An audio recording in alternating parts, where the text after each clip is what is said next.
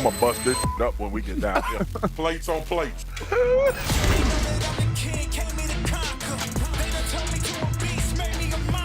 I'm gonna bust this up. He's done. He's busted up. That got the joint jumping. Oh, it's big boy football. It's blocked. They can't hold me down. Better pull it up, watch me shut it down. I'm gonna bust it up when we get down here.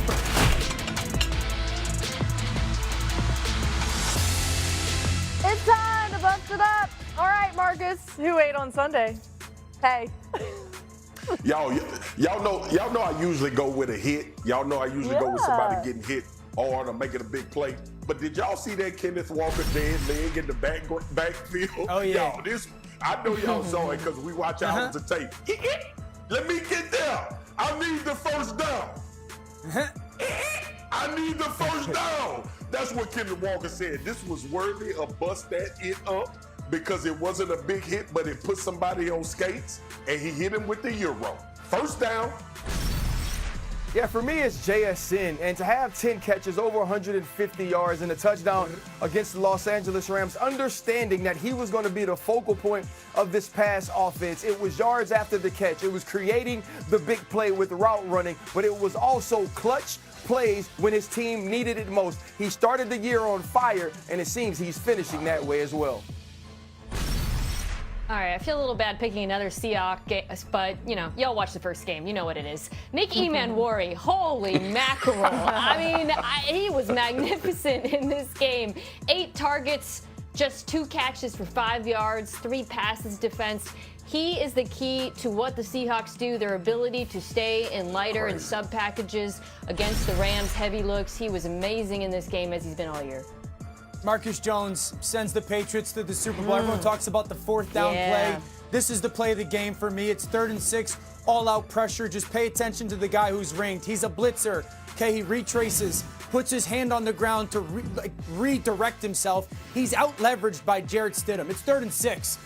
This is effort. This is culture. This is toughness. You got to throw at the end to find a way to get your body on Stidham. That leads to the 4th and 1. That leads to the potential of going for it or not.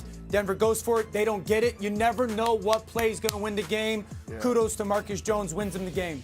People were busting it up all over the place. Great stuff, you guys. All right, let's talk about the new head coaches because 10 teams making coaches changes this offseason. Now 6 of those spots have been filled. Saturday afternoon, the Steelers announced an agreement with Pittsburgh native Mike McCarthy.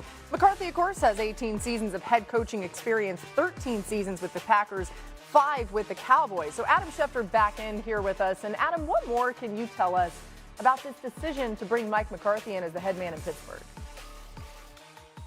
Laura, if we go back to when Art Rooney, the Steelers owner, held a press conference after Mike Tomlin stepped down, he talked about the fact that this team did not want to rebuild, did not want to have to reload or anything like that, particularly coming off a division title. And so they opted for somebody with experience, with Super Bowl on his resume, with somebody who's been known to develop quarterbacks. Now, he could be working with Mason Rudolph or Will Howard, the rookie quarterback. He could be working with Aaron Rodgers. They did not hire Mike McCarthy to lure back Aaron Rodgers, but the fact is the Steelers always have left the door open for Rodgers if he wants to return. I think they're hoping that the return of Mike McCarthy can help ease the return of Aaron Rodgers. We'll see how that plays out, but they felt like they were getting something of a known commodity in Mike McCarthy, not to mention the fact that he understands the area, hailing from that area, growing up in Pittsburgh, working as a toll booth collector in overnight shifts, cleaning his father's bar before going to church. Pittsburgh runs through his blood deep, and the Steelers opted to pick him as their next head coach. Swag, what do you think about that? Toll booth collector and the cleaning his dad's bar? No, I wanted to ask Shefty, because maybe my timeline off. Shefty, didn't this end bad with McCarthy and Aaron Rodgers? I think it may not have ended perfect, Big Swaggo, but I think there always was a respect between the two men. And it's certainly something that I think Mike McCarthy would absolutely be open to working with Aaron Rodgers. The question is whether Rodgers wants to play. Gotcha. That was it, Boogie. Man, I That was thought it. you were like me trying to figure out. I didn't realize that he was a toll booth collector. You just never know how far life's going to take you. All right, McCarthy taking over a Steelers team that will have nearly $30 million in cap space, so that's good. But a big question mark on defense. Aaron Rodgers, who McCarthy we just talked about, very familiar with from their time in Green Bay. Of course, he's a free agent. He's 42 years old. Maybe it'll be Mason Rudolph or Will Howard, as Adam just mentioned. They also have the 21st pick in the upcoming NFL draft, but as we've kind of already talked about on the show, Fernando Mendoza, Ty Simpson, those guys are not going to be there at 21. RC, what do you think about this move from your Steelers?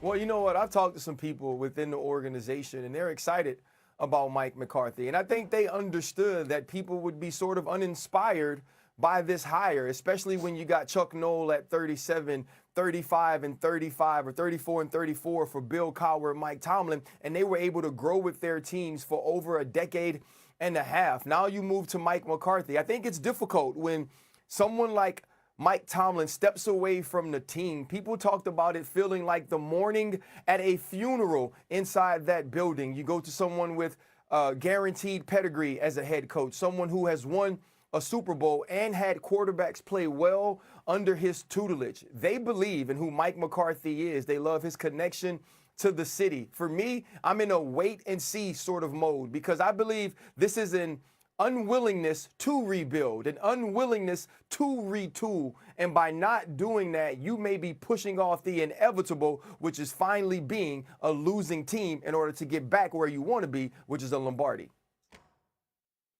RC, you hit the nail on the head. I was like, I like Mike McCarthy. I thought he did a really good job in Dallas. I know a lot of people. I was in wait and see mode when he got hired in Dallas, but that was also a 12-win team year after year with them, and obviously they had their woes in the playoffs. But it did signal to me that stability and flying under the radar was a little bit more ease of travel for the Pittsburgh Steelers, because they knew people wouldn't have an outright outrageous response, but they knew people wouldn't be super inspired. And to your point, like that is a part of maybe the revolving cycle that I've talked about with the Pittsburgh Steelers, and we find ourselves here again. The same questions remain. Who will be the quarterback? Will you be good enough if you get into the playoffs, because they usually have, to go further? And I think it's more questions than answers. I think a young coach would have been inspiring, but I think this just keeps everybody at bay. Yeah, so Mike McCarthy, good coach. The Steelers are an organization that deserve the benefit of the doubt. Are they running from their reality? That's kind of what my viewpoint on is like, are you running from what you know is the reality that, and I understand where RC's coming from, his perspective, no one better, but the unwillingness to rebuild or retool. You have to. You don't. This isn't a teardown, but you have to. And so, if Mike McCarthy's going to go get a young quarterback, okay, I can get on board with that. He's proven to be a good coach. But if this is just going to be Mike McCarthy and Aaron Rodgers back together, then I think the Steelers are dangerously flirting with becoming something that they have, in my lifetime, never been. Comfortable with mediocrity. Yeah, and like we talked about it a little bit earlier, Dan. I don't believe